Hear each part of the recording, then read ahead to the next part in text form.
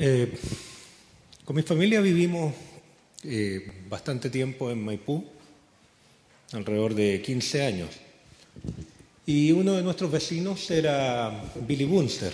No sé si alguien conoce a Billy Bunster, o le suena, ¿no es cierto? Ya. Billy Bunster tiene un ministerio de apóstol y tiene la iglesia aquí un poquito más allá, en la esquina de Irarrázaval, casi al llegar a Irarrázaval, por esta misma calle. Y en esa época el hijo de Billy Bunster era un niño como de 4 años. Entonces, me acuerdo que vino un día, mi señora estaba en el jardín, y se acercó a ella, chiquitito, y muy seriamente la quedó mirando y le dijo: ¿conoce usted a Jesucristo? La pregunta es una pregunta sumamente interesante y profunda. Es una pregunta que me da vueltas permanentemente en mi mente, en mi corazón, porque ¿realmente conozco a Jesús? Eso es lo que debiéramos preguntarnos. Nosotros normalmente utilizamos esta pregunta a los que no conocen a Jesucristo desde la perspectiva del que no se ha acercado a Dios nunca. Entonces lo invitamos a conocer a Jesús. Pero la verdad es que hoy día yo quiero pararme acá y no para hacerle la pregunta a los que no conocen, sino que quiero hacerle la pregunta a los que suponemos que conocemos a Jesús. O sea, la predicación de hoy es para los creyentes.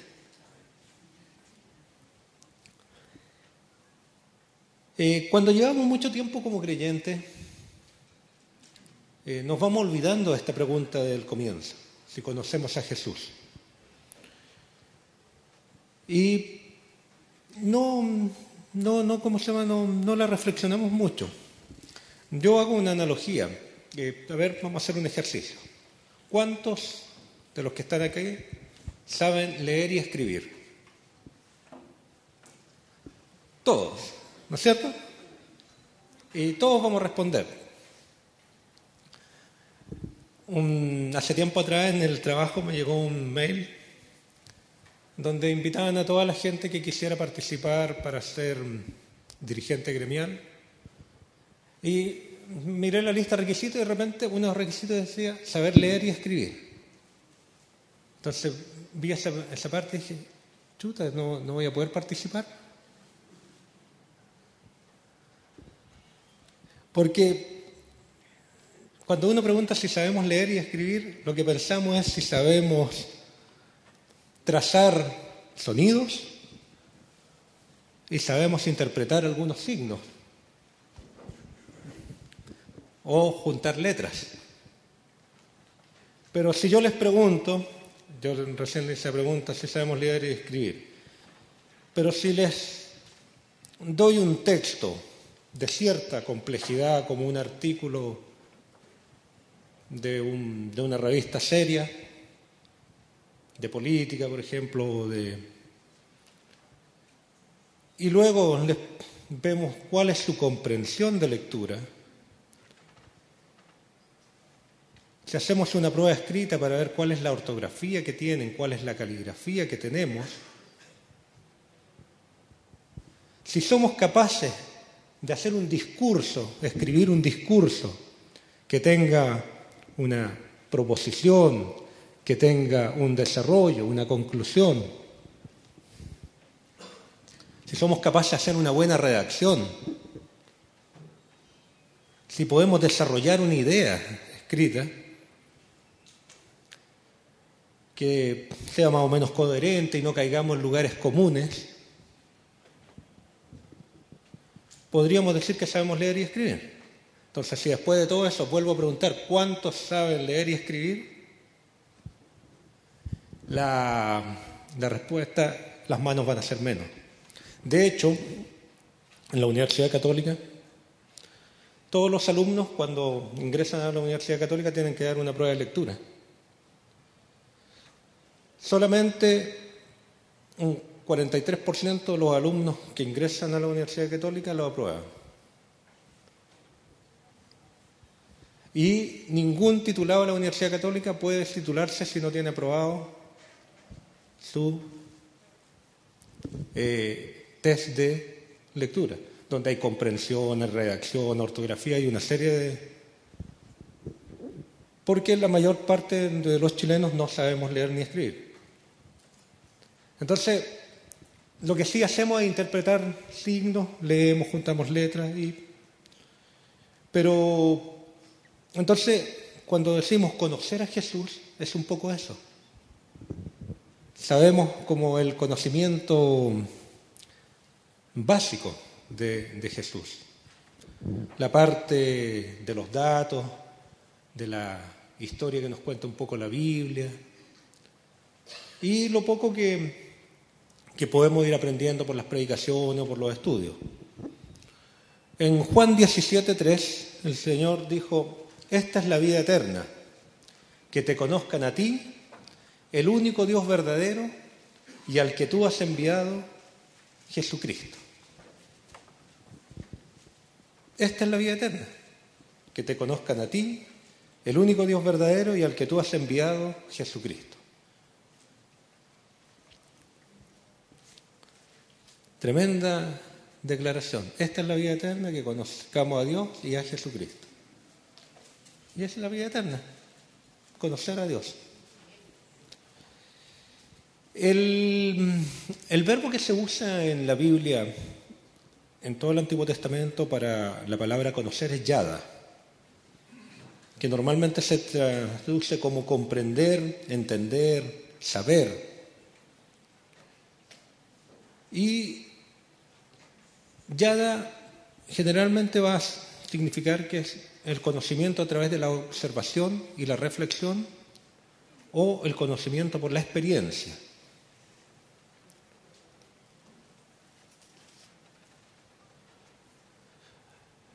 Yada va a presentar una gran variedad de significados en el hebreo bíblico. En varios contextos, yada y sus expresiones relacionadas pueden denotar sentido de percepción, de aprehensión intelectual, posesión de hechos e información que se puede aprender y transmitir, habilidad práctica, juicio discriminatorio e incluso intimidad física. Sin embargo, cuando el verbo va acompañado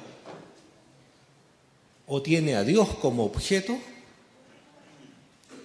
implica mucho más que simple conocimiento. Nos cambian. Por eso cuando dice esta es la vida eterna, que conozcan a ti, el único Dios verdadero, Jesús hablaba en arameo, aunque el Nuevo Testamento se escribe en griego, pero él habló en arameo estas palabras. Yada, que te conozcan a ti, no está hablando de aprehensión intelectual, de posesión de hechos, de información, no está hablando de eso, está hablando de otra cosa. En la concepción bíblica, el conocimiento no tiene ni esencial ni primordialmente raíz en el intelecto. Nosotros basamos el conocimiento en el intelecto. Pero en la raíz hebrea no está pensado en el intelecto el conocimiento. No tiene que ver con eso.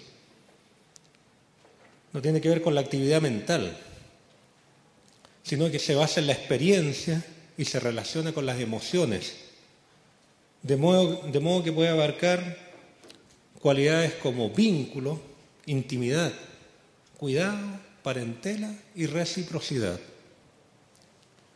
La palabra que usaron cuando la tradujeron al griego fue gnosis, no, que es una palabra indoeuropea, que implica una cosa así como un conocimiento empírico de la divinidad.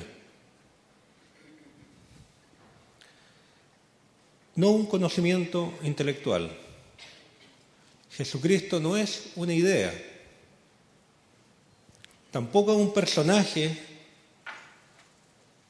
de fantasía al que podamos ponerle las características que a nosotros se nos ocurren. No le podemos poner ni nuestras cualidades ni nuestros defectos. Nosotros tendemos a hacer una figura de Jesús basada un poco en nuestras propias experiencias y le ponemos cualidades, defectos que no los tiene. Conocer a Jesús no es enterarse de un grupo de ideas o de una colección de anécdotas de la aventura de algún personaje extraño y simpático. Conocer a Jesucristo es acercarnos a una vida. Él pertenece a nuestra historia. Él forma parte de nuestra historia. Él crea nuestra historia. Él conforma lo que nosotros venimos a representar en la historia de la humanidad. ¿Cuál es una de las formas bíblicas con las que se refiere a la relación sexual? ¿Cómo la Biblia habla de la relación sexual? ¿Qué dice? Conocer, ¿no es cierto? Usa la palabra conocer. Y conoció Adán a Eva y concibió a Abel. La volvió a conocer y concibió. ¿Cómo será esto posible si no he conocido varón? Dijo María al ángel. Es la misma palabra, intimidad. Es la misma palabra. El sentido de la palabra conocer tiene que ver con un aspecto de intimidad entre dos personas. Adán y Eva estaban en el huerto vestidos pulcramente. No, ¿cómo estaban? Desnudos. ¿Qué implica eso? ¿Que estuvieran desnudos? Y agrega una frase más la Escritura, dice que estaban desnudos y se tapaban porque sentían vergüenza y no se avergonzaban el uno del otro. Sumamente significativo el texto. Estaban desnudos, o sea, no tenían nada que los cubriera y pueden haber estado vestidos físicamente, pero no se refiere a eso, sino que eran un libro abierto el uno al otro. No tenían nada que ocultarse. No se avergonzaban porque no habían caretas en ellos, no habían cosas ocultas. Ambos se entregaban sin tapujos el uno al otro porque no necesitaban ocultarse nada. Cuando entró el pecado la cosa cambió. Ahí ya nos empezamos a ocultar cosas. Empezamos a guardarnos ciertas cosas ahí en un jardín secreto. Cosas que no compartimos con nadie.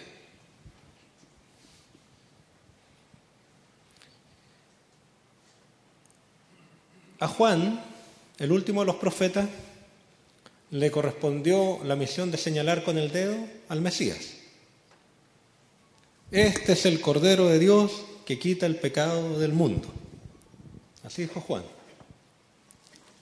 Y en ese momento quedó cumplida su misión. Juan vino para eso nomás, para preparar el camino al Señor, y cuando lo indicó con el dedo, este es el Cordero de Dios que quita el pecado del mundo, terminó su misión. Pero Juan agrega dos cosas, dice 2 veces, yo no le conocía. El que me envió a bautizar con agua me dijo, aquel sobre el que veas descender el Espíritu y permanecer sobre él, ese es el que bautiza en el Espíritu Santo. 2 veces dijo, yo no le conocía. Para Juan era importante saber que Jesús era el Mesías. Porque se completaba su misión. Pero tuvo un momento más decisivo que eso, de que se completara su misión. Sino que fue cuando él dijo, envía a 2 de sus discípulos a que sigan a Jesús, y utiliza una frase que debiera ser una frase que debiéramos mantener en nuestro corazón siempre. Es necesario que Él crezca y que yo mengüe. O sea, que yo muera, mi ministerio hasta aquí llegó, ahora es el tiempo de otro. Ese momento es el momento cuando Él conoce, cuando ahora Antes había dicho yo no le conocía, pero ahora él puede decir le conozco, porque es el momento de la adhesión personal, donde él muere a sí mismo para que Jesús viva. La adhesión personal. Dejó su ministerio personal para que el ministerio de Jesús creciera. Envió a sus discípulos, a 2 de sus discípulos, para que lo siguieran. En la relación entre las personas cuenta ante todo el conocimiento que da el amor. Conocer a alguien como persona es completamente distinto a saber datos como la edad, fisonomía, profesión, sexo, religión, etnia. Podemos conocer muchos datos de las personas y no conocerlas. Hay un programa en un canal que de repente veo el aviso, no lo he visto nunca, pero creo, me espanta, ¿no?, el título, de personas que se casan, y el título es algo así como ¿con quién me casé? Sí, porque son casos de personas que terminan siendo asesinadas por sus cónyuges. O sea, se casan con un desconocido. Viven con un desconocido. Y lo que más me ha impresionado a mí en la vida es matrimonios que tienen 50, 60 años y son 2 desconocidos. Se fueron los hijos y son 2 desconocidos que no saben qué hacer al estar juntos. Entonces, el conocimiento que hay entre 2 amantes, en el sentido estricto de la palabra y no en el sentido que entendemos lo que es un amante, que es una tercera persona, no, entre 2 personas que se aman, o el conocimiento que tiene una madre de sus hijos es completamente distinto al conocimiento intelectual. ¿Se han sorprendido la capacidad que tienen las mujeres para interpretar los llantos? Claro, hay llantos de hambre, llantos de dolor, de las guaguas, que no hablan. Y van reconociendo qué es lo que le está pasando a la guagua. Tiene hambre, le duele algo, está enfermo. Ese conocimiento no tiene que ver con una actividad mental, intelectual. Tiene que ver con una actividad de emociones, del amor que siente al hijo, del amor que puede sentir una pareja hacia su otra pareja al interpretar sus necesidades. Por el amor, la persona deja de ser objeto y se transforma en un tú semejante al yo. Siempre va a ser útil conocer datos de las personas, siempre va a ser útil conocer datos sobre Jesús, cuándo nació, cómo murió, qué predicaba, milagros que hizo, etc. Pero lo que de veras interesa es el conocimiento propio del amor.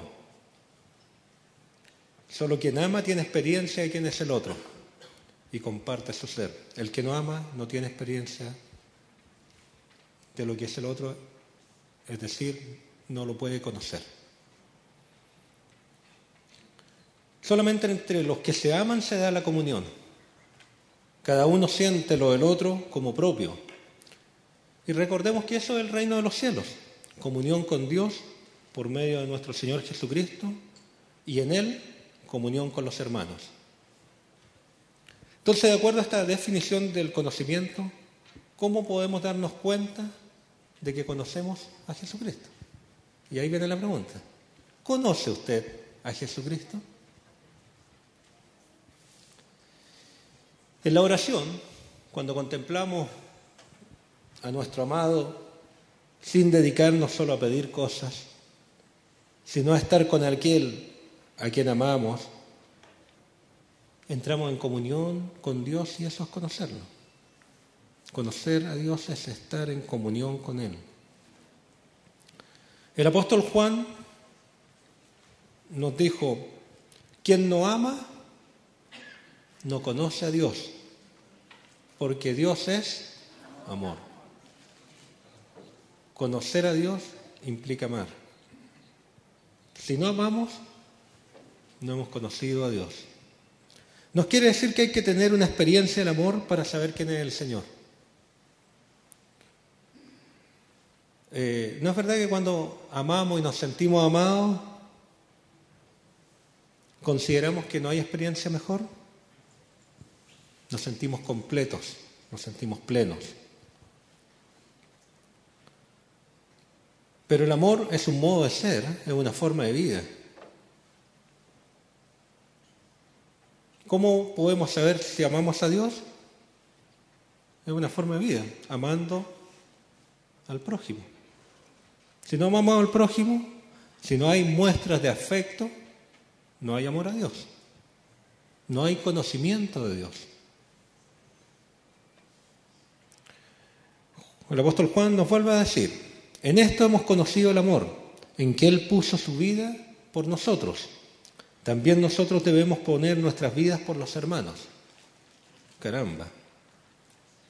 Pero el que tiene bienes de este mundo y ve a su hermano tener necesidad y cierra contra él su corazón, ¿cómo muere el amor de Dios en él? Hijitos míos, no amemos de palabra ni de lengua, sino de hecho y en verdad. Esta es la forma infalible de saber si conocemos a Jesucristo.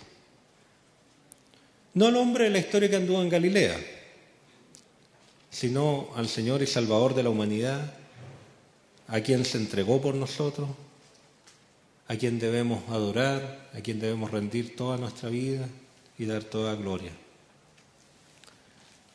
El egoísmo que se muestra en nuestras vidas implica un conocimiento escaso de Jesús. No conocemos su obra y tampoco tenemos una comunión personal con Él. Estamos aislados, ensimismados,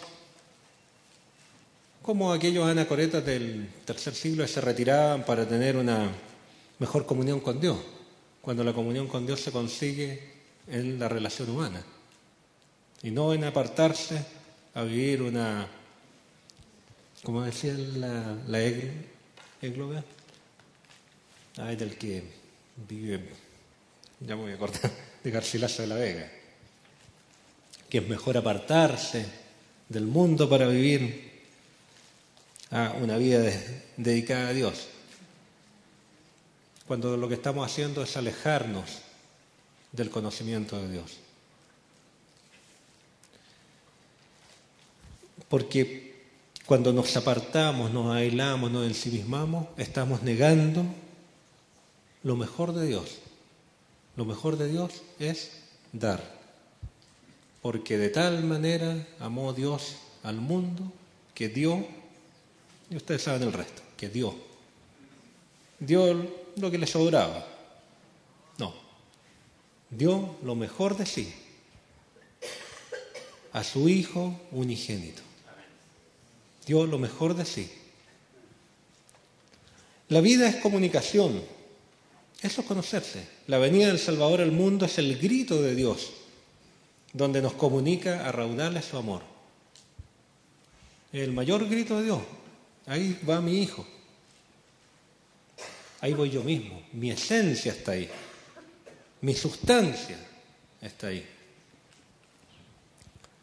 Si nosotros proclamamos conocer a Jesús, debemos estar dispuestos hasta dar nuestras vidas por Él. Así decía el texto anterior.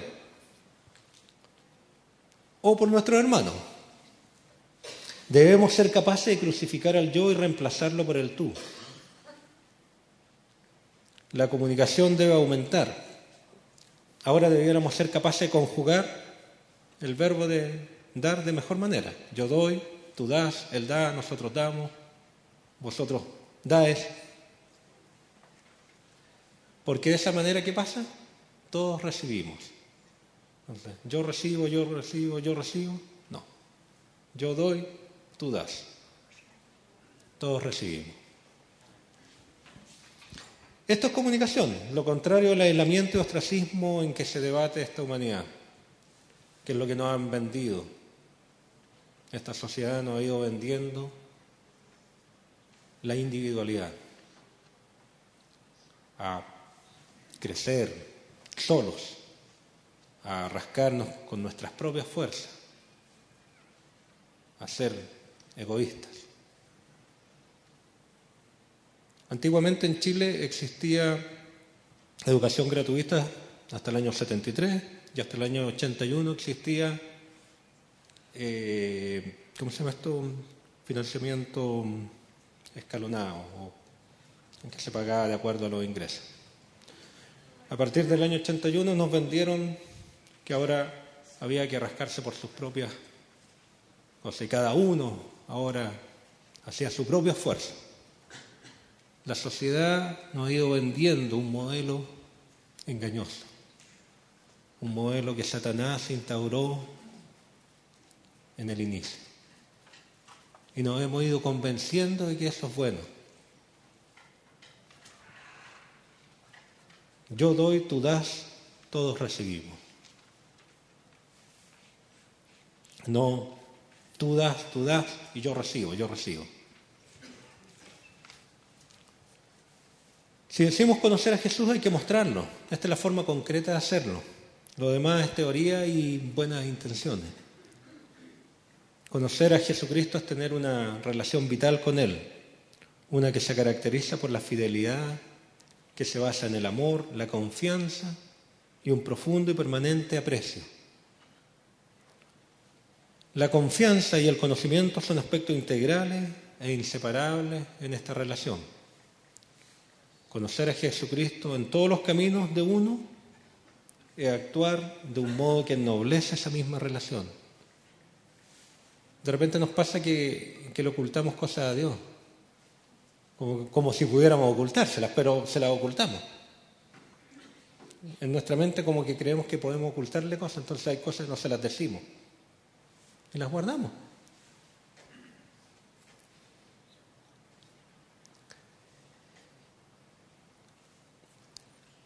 En todos los caminos uno actuar de un modo que ennoblezca esa misma relación, que la fortalece, que la procura cuidar y muestra que se lleva en el corazón por encima de cualquier otra cosa. Conocer a Jesucristo es descansar en Dios, confiar en la rectitud de sus caminos y procurar ser guiado por ellos en todas circunstancias. En su vida en la tierra, Jesucristo dijo que veía constantemente al Señor delante de mí. Por el contrario, mientras que conocer a Dios incluye necesariamente hechos, objetivos y precisos, uno pudiera tener conocimiento intelectual de Dios y de sus caminos y sin embargo todavía no conocerlo. O sea, si no tenemos una relación de confianza con nuestro Hacedor, es imposible que digamos que lo conocemos. Podemos tener todo el conocimiento intelectual de Dios y no conocerlo. El ejemplo de Job. Job dijo, de oídas te conocía. Mas ahora mis ojos te ven. Ahora el conocimiento de la experiencia, de haberse encontrado. Antes lo conocía, pero todo era conocimiento intelectual, ¿no? Hasta que tiene que pasar por la experiencia tremendamente dura para conocer a Dios. De modo que cuando Jesús hace referencia a quienes afirmaban que habían hecho su obra, ¿se acuerdan que dicen? Echamos fuera demonios en tu nombre, predicamos en tu nombre. Y el Señor les dice, no os conozco, jamás os conocí, obradores de maldad. El Señor no está diciendo que Él no tuviera conocimiento intelectual de ellos, ya que de otro modo no hubiera llegado a saber de sus pretensiones, que no eran genuinas, ni que eran de hecho agentes de iniquidad. Por lo tanto, el que Él no los conociera era en el sentido que no había tenido ninguna relación con ellos. Nunca tuve nada que ver con vosotros, podemos parafrasear.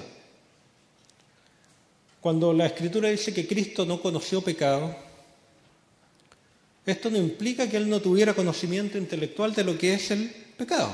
Sí sabía lo que era el pecado. Sino más bien personalmente que Jesús nunca tuvo ninguna relación con el pecado, aunque sí sabía lo que era el pecado. Nosotros sí podemos saber quién es Dios, qué es lo que es, pero no tener jamás una relación con Él. El apóstol Pablo dijo: yo sé bien en quién tengo puesta mi fe y estoy convencido de que es poderoso para guardar mi depósito hasta aquel día. El apóstol Pablo hablaba con convicción, no solo porque conocía las Escrituras, sino porque había confiado sus caminos a Dios, de modo que en varias ocasiones experimentó la veracidad de su Señor y de sus promesas. A veces, en una oportunidad iba para un lado, el Señor lo llevaba para otro, le cambiaba los planes y él se iba dejando guiar. Esa es la razón por la que halló tanto gozo, debido a su confianza firme tanto en Dios como en su palabra. Confiaba en el Señor porque lo conocía, sabía que no lo iba a defraudar. No lo pasó bien en todo caso, ¿no? Fue azotado, encarcelado, lo descolgaron por la ciudad, por los muros, bueno, lo apedrearon, le pasó. Conocer a Dios en ese sentido tiene un valor inestimable. Tiene como base el firme valor del sacrificio del Hijo de Dios, confirmado y sustentado por la Escritura. Es promesa y anticipo los beneficios perdurables de una amistad para siempre con Dios y con su Hijo en vida.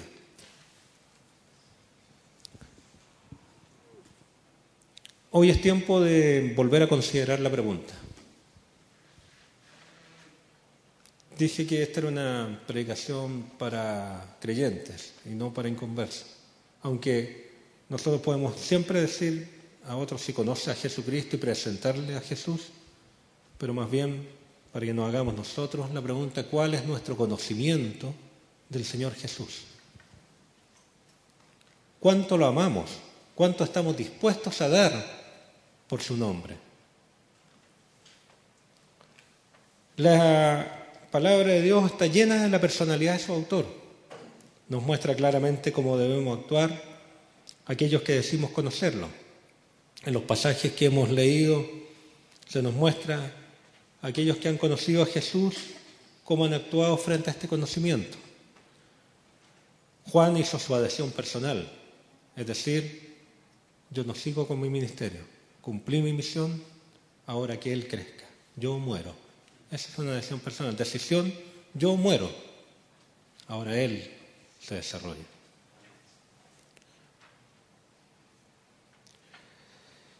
Cuando Juan envía a sus discípulos a seguir a Jesús, nos enseña que hay que amar a los hermanos de una forma concreta y no de palabras si realmente conocemos al Señor.